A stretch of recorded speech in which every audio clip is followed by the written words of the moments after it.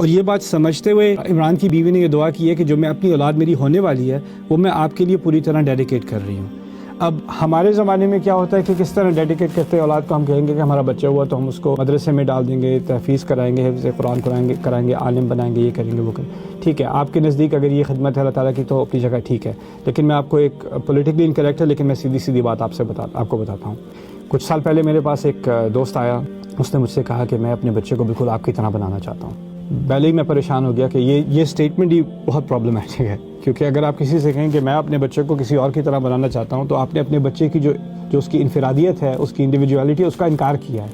آپ کا بچہ ہو سکتا ہے بہترین آرٹسٹ ہو یا بہترین رائٹر ہو، آپ نے اس سب کو ڈینائی کر کے میں تو چاہتا ہوں کہ آپ کی طرح بن جائے۔ بس آپ کو اپنے بچے کی فکر کم ہے، آپ کو بس یہ نظر آ گیا کہ یہ اگر میرے نزدیک یہ مثال اچھی ہے تو میرا بچہ بالکل ایسا ہی بن جائے۔ یہ غلط ہے، کیونکہ آپ بھی ایک انفرادی، آپ کا ایک وجود ہے، آپ کی ایک شخصیت ہے، آپ کی اولاد کی بھی ایک شخصیت ہے۔ اور تعالیٰ نے خود کہا ہے قُلْ كُلٌّ يَعْمَلُ عَلَى شَاكِلَتِهِ، تم سب سے کہو کہ وہ اپنی جس طرح اللہ نے بنایا ہوا ہے، جس شکل پہ اللہ نے انہیں بنایا ہوا ہے اس کے حساب سے وہ کام کریں۔ تو ہماری ایک انفرادیت ہوتی ہے۔